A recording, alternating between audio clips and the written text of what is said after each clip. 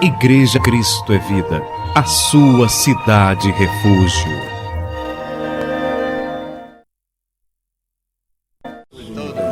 Vamos abrir a Bíblia, o livro de Atos dos Apóstolos, capítulo 8, versículo 26. E o tema da mensagem desta noite é: o mundo invisível dirige o mundo visível. Que é o que esse hino fala, né? O mundo invisível é quem dirige esse mundo visível, esse mundo que nós vemos. Atos dos Apóstolos, capítulo 8, versículo 26 em diante. E o texto diz assim: um anjo do Senhor falou a Filipe dizendo: dispõe-te e vai para o lado do sul, no caminho que desce de Jerusalém a Gaza. Este se acha deserto. Ele se levantou e foi. Eis que um etíope, eunuco, alto oficial de Cândace, rainha dos etíopes, o qual era superintendente de todo o seu tesouro, que viera adorar em Jerusalém, estava de volta e assentado no seu carro, na sua carruagem, vinha lendo o profeta Isaías. Então disse o Espírito a Filipe: aproxima-te deste carro e acompanha-o. Correndo Filipe, ouviu-o ler o profeta Isaías e perguntou: compreendes o que vens lendo? E ele respondeu: como poderei entender se alguém não me explicar? E convidou Filipe a subir e a sentar-se junto a ele. Ora, a passagem da escritura que ele estava lendo era esta: foi levado como ovelha ao matadouro, e como um cordeiro mudo perante o seu tosqueador, assim ele não abriu a boca. Na sua humilhação lhe negaram justiça. Quem lhe poderá descrever a geração? Porque da terra a sua vida é tirada. Então o eunuco disse a Filipe: peço-te que me explique a quem se refere o profeta. Fala de si mesmo ou de algum outro? Então Filipe explicou, e começando por esta passagem das Escrituras, anunciou-lhe a Jesus. Vamos orar para que o nosso Deus nos dê discernimento e nos faça compreender esta palavra. Oremos ao Senhor Deus do universo agora. Senhor Jesus Cristo, nosso Deus, Senhor de nossas vidas, autor e consumador da nossa fé, aqui estamos nós reunidos nesse santuário, nesse lugar tão simples, tão humilde, mas tão rico pelo conhecimento da Tua Palavra, porque a Tua Palavra ela é mais valiosa do que ouro, do que prata. Por isso nós estamos num lugar extremamente valioso, porque a Tua Palavra aqui é pregada com verdade. Aqui não há misturas, aqui não há paganismo, aqui não há misticismo, aqui não há doutrinas de homens, aqui não há humanismo.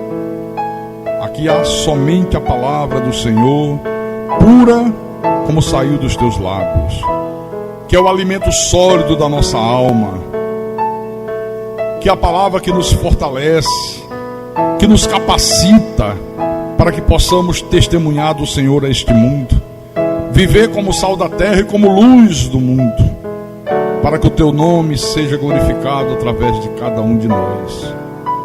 E nós queremos nessa noite de terça-feira, Jesus, crescer um pouco mais no conhecimento de Deus.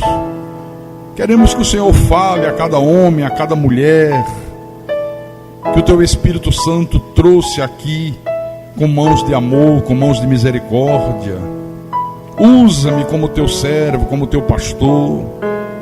Dá-me a capacidade de explanar a Tua palavra, mas explanar a Tua palavra com verdade, da maneira que o Senhor quer que ela seja explanada. Dá-me a sabedoria, eu te peço, em nome de Jesus, porque a minha suficiência vem de Ti, meu Deus. E que tudo seja para a Tua honra, para a tua glória e para o teu louvor. Eu te peço em nome de Jesus, e que todos que creem digam amém e amém. Diga graças a Deus. Então, há um mundo invisível que é quem dirige esse mundo visível, esse mundo cósmico, esse mundo que nós vemos. Infelizmente, a cada ano que passa, a humanidade, de uma maneira geral, vai ficando mais convicta de que não existe Deus, que Deus não existe. Olha, é impressionante como as pessoas acreditam, na sua grande maioria, que tudo que existe nesse mundo, a Terra, os planetas, o homem, o Sol, a Lua, as estrelas, as galáxias, que tudo isso aí, eles acreditam, é fruto de uma grande explosão cósmica, que eles chamam de Big Bang. Ou seja, ele diz, no início era o nada explodiu, e eis que apareceu tudo isso que os nossos olhos contemplam. Então eles acreditam que tudo isso surgiu por acaso. E mais do que isso, eles creem que tudo isso está aí funcionando de uma maneira mecânica, dirigido de uma maneira cega por algum tipo de energia. Essa é a crença da grande maioria da população da Terra. Aí eu pergunto, você já parou para meditar sobre o corpo humano? Você já parou para meditar sobre a estrutura do organismo humano? Cérebro, coração, rins, estômago, intestino, fígado, quilômetros e quilômetros de veias e artérias, olhos, ouvidos, nariz, boca. Puxa, uma coisa grandiosa, uma estrutura estupenda, fenomenal. Por isso eu digo, irmãos, que eu acho o absurdo dos absurdos alguém acreditar que tudo isso surgiu por obra de uma explosão cósmica. Imagine, eu só estou falando do corpo humano, eu não estou falando da grandeza do universo, estou falando só da estrutura do organismo humano. Então é um absurdo se acreditar que tudo isso surgiu como se fosse um acidente. É um absurdo sem tamanho você imaginar que uma explosão tenha podido fazer com que toda essa estrutura do organismo humano viesse a existir. Uma coisa tão complexa. É um absurdo. É uma coisa, eu digo, simplesmente impossível. Pastor, e qual é a explicação mais adequada para isso? Só tem uma. Não existe duas. É a que eu vou te mostrar. Abra no primeiro livro da Bíblia. Gênesis capítulo 1. Gênesis capítulo 1, versículo 1.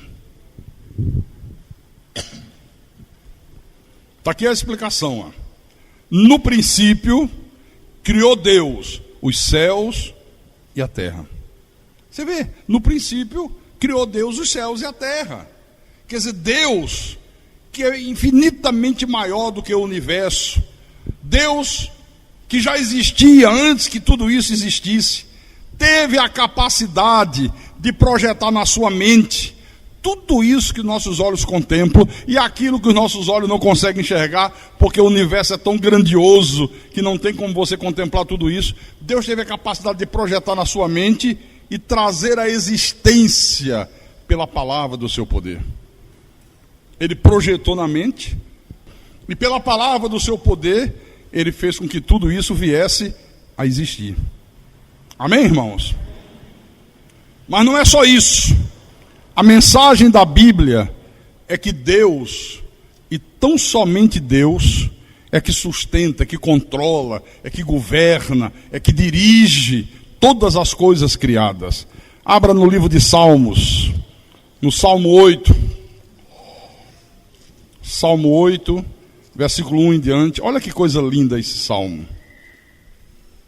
Salmo 8, versículo 1 em diante. Davi, inspirado pelo Espírito de Deus, escreve e diz assim: ó Senhor, Senhor nosso, quão magnífico em toda a terra é o teu nome, pois expuseste nos céus a tua majestade. Da boca de pequeninos e crianças de peito, suscitaste força por causa dos teus adversários, para fazer emudecer o inimigo e o vingador. Ah, quando contemplo os teus céus, obra dos teus dedos, e a lua e as estrelas que estabeleceste, que é o homem que dele te lembres, e o filho do homem que o visites. Fizeste-os, no entanto, por um pouco menor do que Deus, e de glória e de honra o coroastes. Deste-lhe domínio sobre as obras da tua mão, e sob seus pés tudo lhe puseste, ovelhas e bois, todos, e também os animais do campo, as aves do céu e os peixes do mar, e tudo que percorre as sendas dos mares. Ó Senhor, Senhor nosso, quão magnífico em toda a terra é o teu nome. Você está vendo? Quer dizer, não existe essa coisa absurda de um mundo autodirigido, de um mundo autocontrolado, de um mundo que está aí funcionando mecanicamente. Houve uma explosão, apareceu tudo, e está tudo funcionando no automático. Não.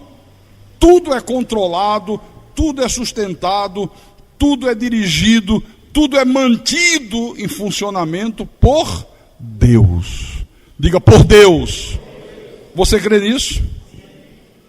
O problema, irmãos, é que a cada dia que passa, o homem vai se vangloriando, sabe? Da sua capacidade, do seu poder, do seu conhecimento. E o homem tem tudo isso mesmo. O homem tem uma capacidade extraordinária. O homem tem um poder também extraordinário. O homem, ele tem um conhecimento muito grande. Por isso, a cada dia que passa, você vê aí os homens fazendo coisas grandiosas, fazendo coisas maravilhosas. Não existe um dia que você não leia ou num jornal, ou numa revista, ou escute numa emissora de rádio, ou assista num programa de televisão, alguém apresentando uma nova descoberta do homem, uma nova invenção do homem. Essa semana mesmo, qual foi a grande descoberta que o homem fez? E que essa semana foi notícia, foi manchete do mundo inteiro. Vocês não sabem? Ninguém sabe. Vocês não ouviram na TV, não leram nenhuma revista, nenhum jornal, falando da descoberta da vacina contra a AIDS. Não ouviram? Gente, não acredito. Essa é uma igreja de um povo que tem que ter conhecimento. Essa não é a igreja de um povo que fica assistindo Gabriela. Nem... Como é o nome daquela outra novela? A que vem mais cedo? Você assiste, né? Você falou com uma convicção muito grande. Fica de encher os olhos, vai da Brasil. Tô brincando, eu sei que você não assiste. Então, esta semana, veio a notícia de que os cientistas criaram uma vacina contra a AIDS. Veio outra. Fizeram um tratamento nos Estados Unidos no homem com AIDS e o homem foi curado. Não tem mais nenhum resquício do vírus do HIV. A televisão mostrou que hoje os pais, mesmo que pai e mãe sejam portadores do vírus do HIV, já é possível que eles possam gerar uma criança sem estar contaminada pelo vírus. Isso não é uma coisa grandiosa da ciência? Então, na verdade, a cura da AIDS, que até uns 20 anos atrás era considerada impossível, é questão de meses. Aquilo que parecia que não tinha mais jeito, que era a coisa mais terrível, é questão de meses. Então, tudo isso são coisas realmente maravilhosas. Só que, por outro lado, tudo isso faz com que o homem comece a se vangloriar, comece a se julgar o senhor do seu destino, comece a se julgar o faz tudo, o pode tudo. Esse é que é o drama. O homem começa a achar que ele é que decide tudo, que com a sua capacidade, com o seu conhecimento científico, ele pode fazer tudo. Aí o mundo começa a abraçar essa ideia de que a solução de todos os problemas está na mão do homem. Só que isso não é verdade. Não é verdade. Se o homem se julga o senhor de tudo, por que esse homem que se julga senhor de tudo não dá um jeito nesse mundo que ele vive? Para acabar com todos os problemas. Esse mundo que cada dia está ficando pior. Por que as pessoas, mesmo tendo tanta capacidade, tanto poder, tanto conhecimento, são tão infelizes? Vivem uma vida tão cheia de infelicidade. Por que elas não conseguem resolver o problema da violência, que cada dia aumenta? O problema das drogas. Por que não consegue? Porque pode até tentar resolver o problema da criminalidade. Pode. Bota leis, pune. Mas o problema da violência não. Por quê? Porque a violência está dentro. Está dentro de cada pessoa. Como é que vai resolver isso? Só Deus resolve, só Deus pode resolver. É por isso, irmãos, que a gente precisa lembrar de alguns princípios fundamentais que nós não podemos jamais nos desviar dele. Como, por exemplo, como princípio, a realidade da existência de um reino sobrenatural, de um reino invisível, que está no controle de tudo que existe nesse mundo visível. Amém? Se você não crer nesse reino invisível, nesse reino sobrenatural, olha, você não tem a mínima possibilidade de crer em Deus. Você não tem a mínima possibilidade de crer que o Deus Criador dos céus e da terra um dia se fez carne no ventre de uma virgem lá na Galileia. Você não tem a mínima possibilidade de crer em todos os milagres que a Bíblia relata. Você não tem a mínima possibilidade de crer que tudo que existe aí foi obra da criação de Deus. Você não tem a mínima possibilidade de crer. Se você não acreditar na existência de um reino sobrenatural, de um reino invisível. Você não vai crer na morte de Jesus. Você não vai crer na ressurreição dele. Por isso que os incrédulos, eles acreditam, e acreditam piamente, que este mundo em que nós vivemos, o mundo visível, o mundo geográfico, o mundo material, o mundo que os nossos olhos contemplam, e que tudo que existe nesse mundo, para eles, é tudo resultado de uma explosão cósmica, de um Big Bang. E a maioria da população da Terra crê assim. Para eles, irmão, reino sobrenatural é conto de fada. Não existe. Sabe? Para eles, não há poderes maiores do que este que os homens têm apresentado. Para eles parou ali. Por isso que eles acreditam que tanto a salvação do homem, dos seus problemas, das suas mazelas, das suas angústias, das suas infelicidades, e a salvação do mundo está nas mãos do próprio homem. Não, o homem é que tem que dar solução. O homem tem poder para isso. Cada dia que passa, o homem vai evoluindo, o homem vai tendo mais conhecimento, o homem vai tendo condições de fazer mais coisas, até chegar um dia que o homem resolve toda a parada. Só que a gente está vendo que é o contrário, né? Quanto mais conhecimento o homem tem, pior o mundo fica. Volte lá em Atos, capítulo 8. Atos, capítulo 8. Vamos ler o versículo 26. Preste atenção, acompanhe a leitura. Um anjo do Senhor falou a Filipe dizendo: dispõe-te e vai para o lado do sul, no caminho que desce de Jerusalém a Gaza. Este se acha deserto. Ele se levantou e foi. Você vê, a maioria da população da terra ignora totalmente tudo que é mencionado aqui nesse texto. O anjo do Senhor falou a Filipe. O que significa isso, hein? O anjo do Senhor falou a Filipe. Significa que este mundo aqui que nós vivemos não é o mundo real, é apenas um mundo visível. Existe um outro mundo, existe um outro reino, só que esse é invisível e esse é que é o verdadeiro, que exerce controle absoluto sobre esse mundo que os nossos olhos veem. Então, o mundo invisível está além do alcance da nossa visão. Olha, pode usar o telescópio mais poderoso e ninguém vai conseguir ver esse mundo invisível. Ninguém. Às vezes os ateus dizem assim: já se mandou tanta gente para o espaço, já fizeram dezenas e dezenas de voos espaciais, e nunca um astronauta voltou do espaço para dizer, eu vi Deus. Eles usam esse argumento. Nunca ninguém voltou para dizer que viu Deus. Nem vai voltar para dizer. Nem vai voltar para dizer. Por que, pastor, que ninguém pode voltar? Irmão, claro que ninguém que for ao espaço vai poder ver Deus. Pode enviá-los a altura milhões de vezes maiores do que aqueles já foram, e eles nunca poderão ver Deus. Por que não pode? Porque Deus é invisível, Deus é espírito. Deus transcende todas as coisas. Deus é eterno, Deus é ilimitado. Ninguém pode ver Deus. Amém? Paulo diz isso, não diz? Em 1 Timóteo. Olha como Paulo expressou isso aqui. 1 Timóteo capítulo 6, versículo 16. Ok?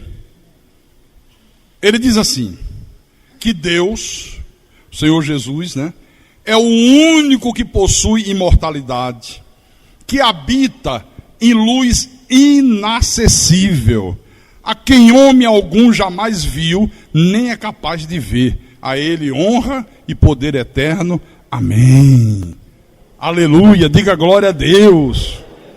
Então, a mensagem da Bíblia, irmãos, é esta. Ou você está do lado daqueles que acreditam que tudo que existe nesse mundo, ou no universo, é fruto de uma explosão cósmica, de um Big Bang, ou você está do lado daqueles que creem piamente que tudo que existe nesse mundo foi criado por Deus, e que além desse mundo, existe um outro mundo, existe um outro reino, que é quem controla, que é quem dirige, que é quem determina tudo que acontece nesse aqui. Ou você está de um lado ou você está do outro. De qual lado você está? Ou de um lado ou do outro. Não tem outra escolha. Não tem outra opção. Viu? Quando Paulo escreveu a segunda epístola aos Coríntios, 2 aos Coríntios capítulo 4, versículo 18, o maior dos apóstolos disse assim, vocês acharam ou eu estou indo muito rápido? Calma, eu espero, sem problema. Pode procurar. 2 aos Coríntios, capítulo 4, versículo 18. Agora sim? Todos? Então vamos lá. Não atentando nós nas coisas que se veem, mas nas que se não veem. Porque as que se veem são temporais, e as que não se veem são eternas. Olha o que Paulo está dizendo. Nós não atentamos naquilo que a gente vê. A gente está ligado, está atento naquilo que a gente não vê. Porque isso que a gente vê é temporal. O que a gente não vê é eterno. Por exemplo, eu vejo o teu corpo. É temporal. Daqui a pouco morre, volta para a terra, apodrece. Agora eu tenho uma coisa que eu não vejo que é eterna, que é o teu espírito. A minha preocupação é com o teu espírito. É isso que Paulo está dizendo aqui, ó. Então veja, o anjo do Senhor falou a Filipe, deu uma mensagem, deu uma ordem, deu uma determinação. Eu pergunto, quem ordenou que aquele anjo fizesse isso? Quem? Deus. Porque os anjos são servos enviados por Deus. Foi Deus que enviou esse anjo aqui com uma mensagem específica para Filipe. Foi Deus. Olha, abre em Hebreus. Hebreus capítulo 1, versículo 14. O apóstolo Paulo fala dos anjos de Deus. E ele diz assim, Hebreus capítulo 1, versículo 14. Não são todos eles espíritos ministradores, enviados para serviço a favor dos que hão de herdar a salvação? Olha a pergunta que ele faz. Não são todos os anjos espíritos ministradores, que ministram cura, que ministram libertação, que ministram sinais, que ministram prodígios, enviados por Deus para servir, para prestar serviço a favor de quem? Dos que hão de herdar a salvação, dos que hão de herdar a vida eterna. Então há anjos de Deus que te servem dia e noite, irmãos, porque você há de herdar a vida eterna. É o ministério angelical. Então este mundo não é do homem, esse mundo é de Deus. Deus é que detém todo o poder. Deus é que controla tudo. Você veja que Deus mandou o anjo dizer a Filipe, vai para o lado sul. Né? Volta lá. É apaixonante isso aqui, sabe? Volta lá em Atos capítulo 8, né? Versículo 26.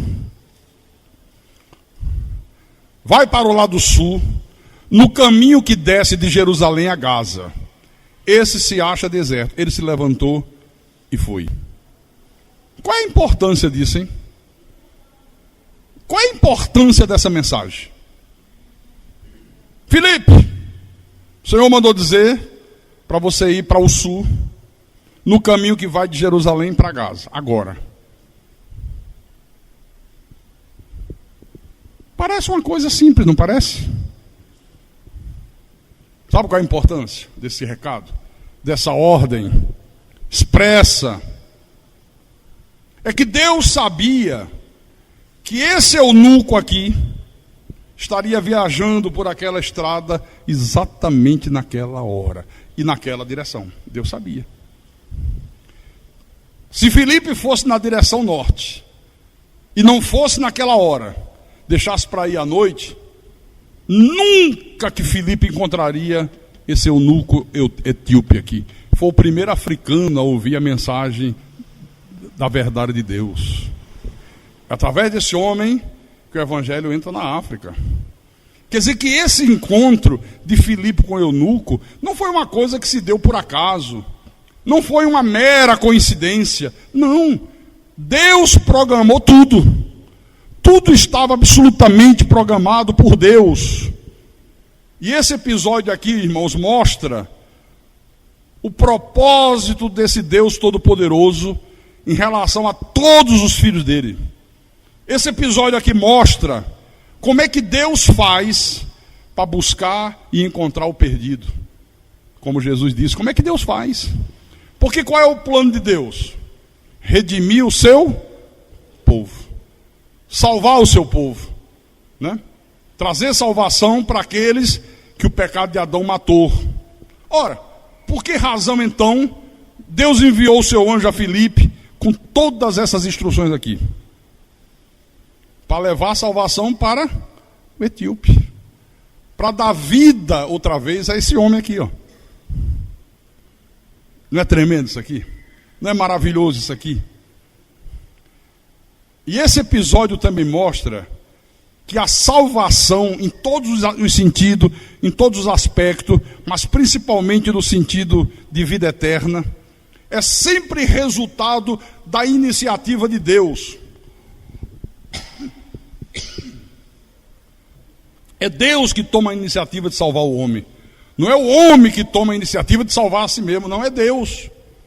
O eunuco ia para casa, morto em delitos e pecado, um religioso a mais nesse mundo, lendo lá o livro de Isaías, não entendia bulufas do que estava escrito, estava lendo por ler, como a maioria do povo evangélico faz, tem Bíblia e lê a Bíblia sem entender patavinas.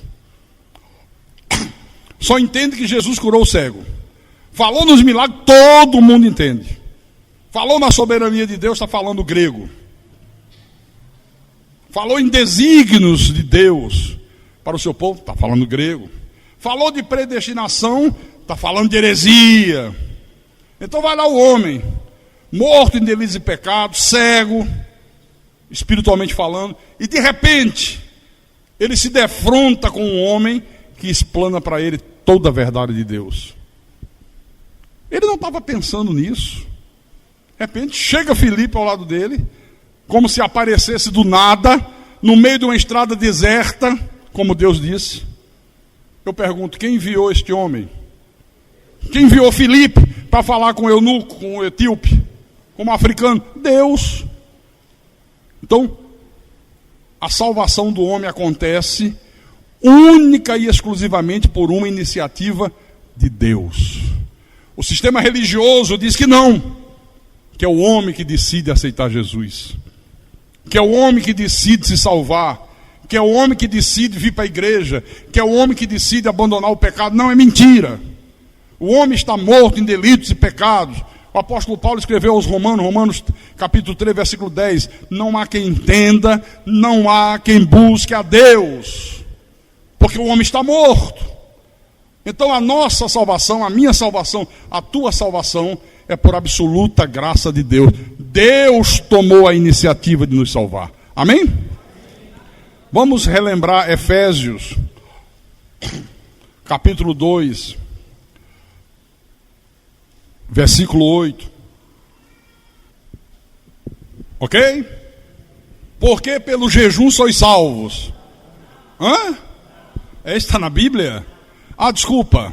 Porque pela oração do pastor sois salvos. Não. Ah, esse óculos meu está com problema hoje. Porque pela oração do teu pai e da tua mãe foste salvo. Não. Mas você já viu gente dizendo isso? Hoje eu sou um salvo graças à oração da minha mãe. Minha mãe orou muito para Deus me salvar, por isso Deus me salvou. Hoje eu sou salvo porque o pastor da igreja que meu pai frequentava orou muito por mim, porque meu pai pedia ao pastor, pastor poderoso, pastor salvador. Não é nada disso que está aqui. Porque pela graça sois salvos, mediante a fé. E isto não vem de vós, é dom de Deus. E para não deixar dúvidas, no versículo 9 ele diz, não de obras, para que ninguém se glorie. Não de obra, não dependeu de obra, não dependeu de nada que você fizesse, não vai depender de nada que você faça, tudo dependeu e dependerá sempre, única e exclusivamente de Deus. Então, você está vendo como a iniciativa é toda de Deus? No livro de Atos, capítulo 7, também mostra isso.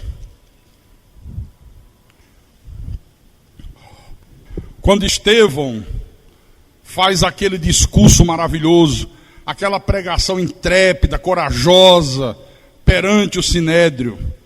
Então no versículo 2 diz assim, Estevão respondeu, varões, irmãos e pais, ouvi. O Deus da glória apareceu a Abraão, nosso pai, quando estava na Mesopotâmia, antes de habitar em Harã. Você vê, ele está falando da história do povo judeu. Essa é a história do povo judeu. Deus aparece a um homem chamado Abraão, um homem pagão, um homem idólatra, que vivia em Ur dos Caldeus. Deus chama esse homem, dá instruções para esse homem, e faz desse homem uma grande nação, aleluia. Sempre Deus tomando a iniciativa. Sempre Deus tomando a iniciativa. Amém, irmãos? Tremendo, não é? João capítulo 3, versículo 16, diz assim, porque Deus amou ao mundo de tal maneira, que mundo é esse que Deus amou de tal maneira? O mundo ocumene. É importante saber isso, porque quando você lê a Bíblia, quando fizer a tradução, pegaram o mundo e botaram o mundo. Aí todo mundo acha quando fala de mundo que é o mundo, esse mundo que a gente está vendo. Não. Há 3 palavras gregas que designam mundo. A palavra cosmos, que é o mundo físico, esse mundo geográfico que os nossos olhos contemplam, né? Mar, rios, floresta, etc, etc. Esse é o mundo cosmo. Há o mundo aion, que é um mundo espiritual dos filhos da perdição, daqueles anjos decaídos que acompanharam Lúcifer na sua rebelião contra Deus. E há o mundo ocumene, que é também um mundo espiritual composto por aqueles que Deus predestinou para a salvação e o pecado de Adão matou. Então, Deus amou ao ocumene, ao mundo dos seus filhos, de tal maneira que deu o seu Filho unigênito, para que todo que nele crê não pereça, mas tenha a vida eterna. Quem são esses todos que nele crê? Os eleitos. O sistema religioso os predestinados para a vida eterna. O sistema religioso diz não, é quem usa o livre-arbítrio e aceita Jesus. Que livre-arbítrio? Não há livre-arbítrio. Livre-arbítrio é maldição. Livre-arbítrio é heresia. Jesus disse assim: eu lhes dou a vida eterna, né? As minhas ovelhas ouvem a minha voz, eu as conheço e elas me seguem. Segue ou não segue? Segue. Então está falando do povo que ele predestinou para a vida eterna, para a salvação. Deus amou de tal maneira esse povo que deu o seu Filho. E não tinha outra maneira desse povo ser salvo, a não ser através do sacrifício de um cordeiro sem defeito e sem mácula, que foi o Filho de Deus, aquele ente santo que Deus gerou no ventre de Maria, para que fosse sacrificado em favor do seu povo. Amém, irmãos? Diga glória a Deus. Gálatas capítulo 4.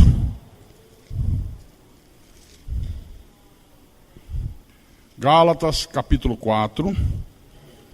Versículo 4 e 5. Aqui tem mais revelação de Deus. Porque agora Paulo diz assim: vindo, porém, a plenitude do tempo, o tempo determinado por Deus, o tempo que isso tinha que acontecer, o tempo que estava profetizado, Deus enviou seu Filho. Como é que é essa história de Deus enviou seu Filho? Havia um filho no céu que desceu? Mas como é que está dizendo que Deus enviou seu Filho? Nascido de mulher, nascido sob a lei. Enviou seu Filho como um homem maduro, nascido de uma mulher, já com 30 anos, ele dá início à sua missão. Chegou à plenitude dos tempos. Para resgatar os que estavam sob a lei, debaixo da lei, a fim de que recebêssemos a adoção de filhos. Você está vendo aqui que do princípio ao fim, a Bíblia mostra que é sempre Deus agindo, é sempre Deus tomando a iniciativa, não é o homem que toma a iniciativa. Mas eu quero te mostrar mais. Em Mateus, capítulo 9,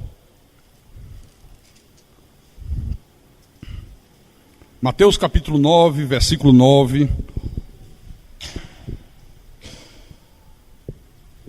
É que as pessoas às vezes leem a Bíblia como se estivesse lendo um gibi, um livro de qualquer de história. Não, a Bíblia não é um livro comum, não é um livro de história, de geografia, não. A Bíblia é um livro que você tem que ler pedindo a Deus discernimento, para você discernir, para você entender o que é que Deus está falando, o que é que Deus está mostrando, o que é que Deus está ensinando. Então o versículo 9 diz assim: partindo Jesus dali, viu um homem chamado Mateus sentado na coletoria e disse-lhe: segue-me. Ele se levantou e o seguiu. Você vê, esse homem chamado Mateus era funcionário da coletoria. Ele trabalhava para Roma, para o Império Romano. E quando ele estava um dia sentado na coletoria, desenvolvendo o seu trabalho de recolher impostos, repentinamente, sem esperar, ele é abordado por Jesus e ouve Jesus lhe dar uma ordem: segue-me. E o cara não pode fazer outra coisa a não ser segui-lo. Está aqui, ó. Só que ele passa a seguir Jesus, não mais como coletor de imposto, mas como uma nova criatura, meu irmão. Quando Deus chama, o homem vai e já vai transformado pelo poder de Deus, em nome de Jesus. Cadê o livre-arbítrio? Cadê?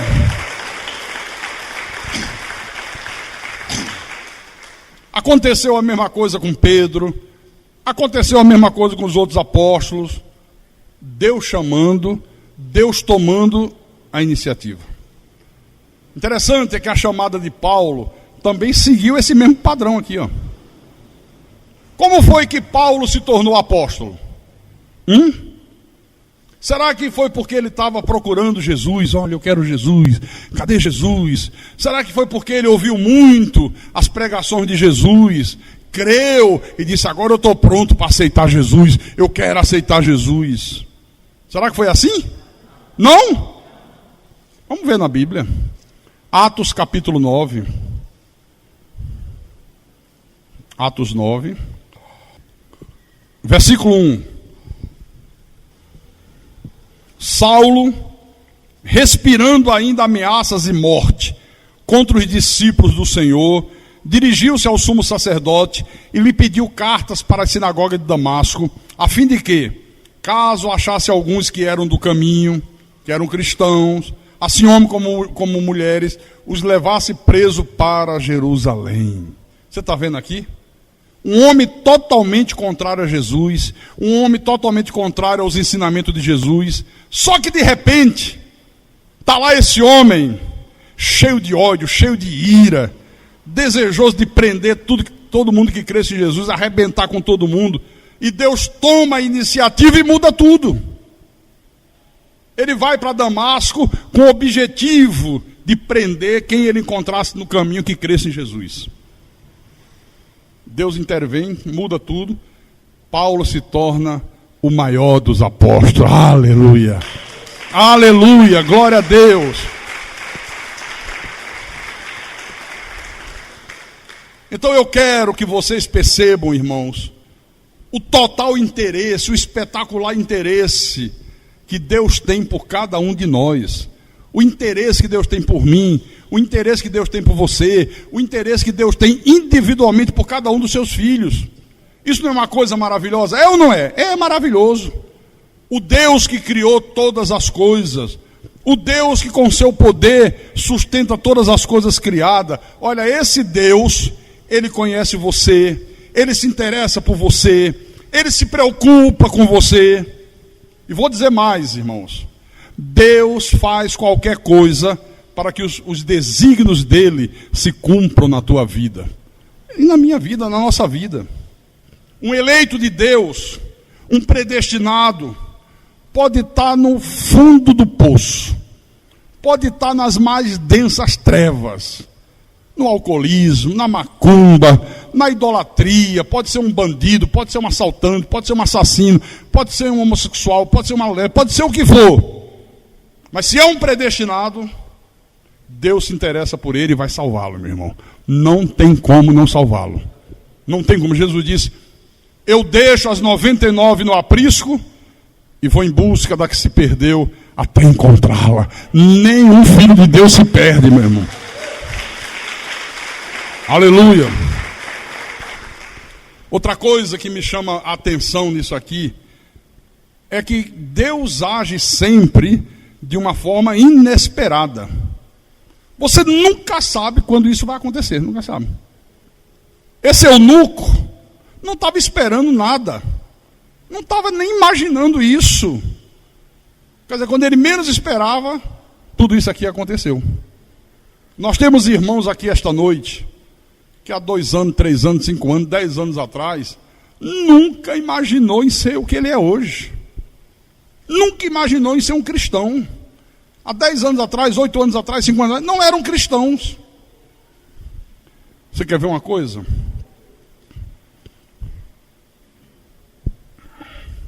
Jerry, você se tornou cristão há quantos anos atrás? 2 anos e 7 meses atrás. Há 2 anos e 7 meses atrás você era o quê? Um viciado em drogas, em maconha, em cocaína, em crack. Destruiu família, mulher foi embora, filhos foram embora, estava no fundo do poço. Todo mundo só esperava chegar a hora de morrer e ir embora de uma vez. Ele nunca sonhou na vida dele ser o que ele é hoje. Já pensou alguma vez naquela época? Aí. Não sentiu um mínimo de vontade de Bíblia, de igreja, de Deus, de Jesus, de nada.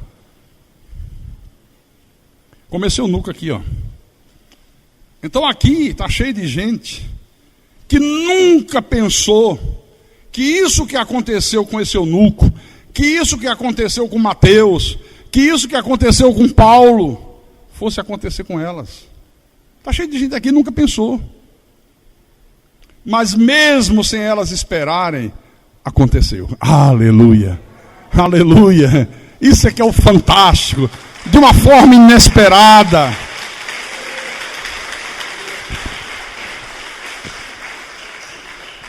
Eu nunca pensei que eu seria um cristão. Nunca. Eu era católico, apostólico, macumbeiro. E eu dizia, sou católico e vou morrer católico.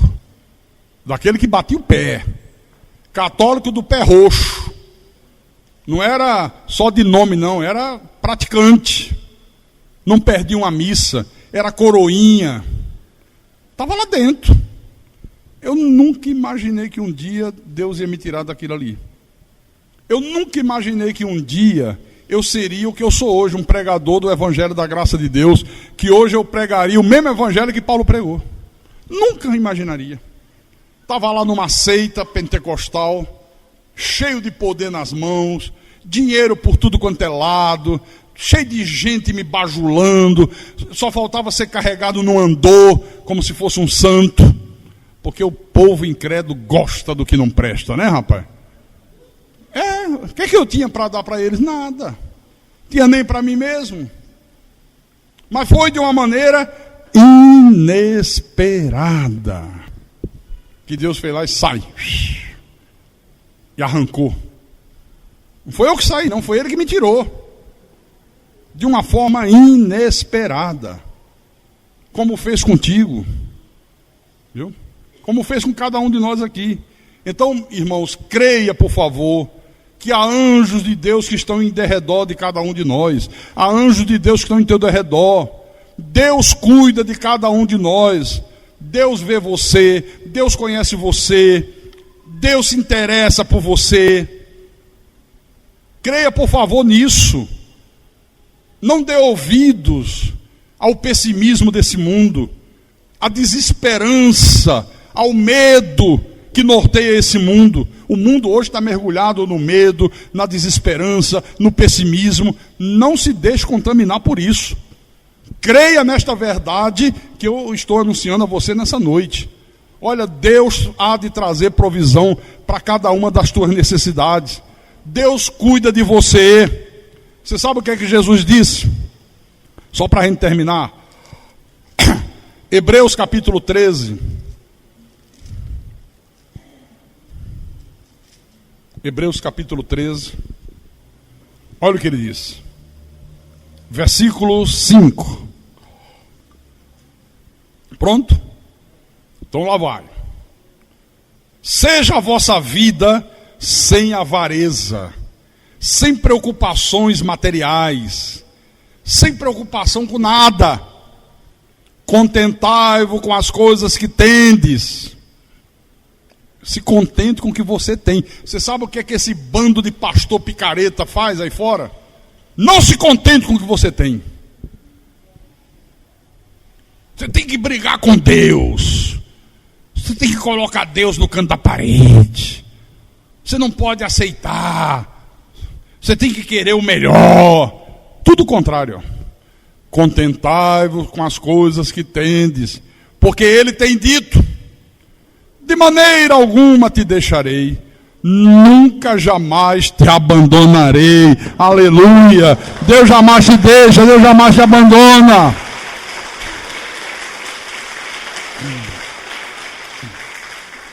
Em todas as circunstâncias da vida, meu irmão, Deus vai te tomar pela mão, Deus vai te guiar, Deus vai te proteger, Deus vai prover as tuas necessidades, venha o que vier, aconteça o que acontecer, a vitória final será sempre tua, porque Deus disse, de maneira nenhuma eu deixo um filho meu, de maneira nenhuma eu abandono um filho meu, aleluia.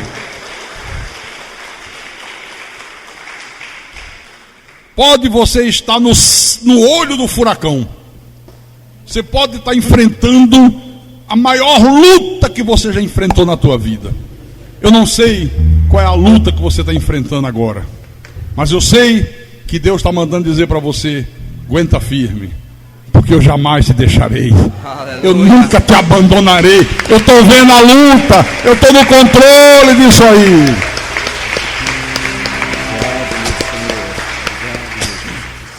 Amém, irmãos? Diga para o irmão do lado, Deus jamais te deixará. Deus jamais te deixará. Deus jamais te abandonará. Deus jamais te abandonará. Aleluia. Fala aí pro irmão do lado. Não tenha vergonha de falar. Deus jamais te abandonará, meu irmão. Aleluia. Ninguém falou para aquele senhor que está ali, ó. Ninguém falou para ele. Eu estou olhando daqui, ninguém falou. Fala para ele, profetiza para ele. De olha, meu irmão, Deus jamais te deixará, Deus jamais te abandonará, o Senhor é contigo, aleluia.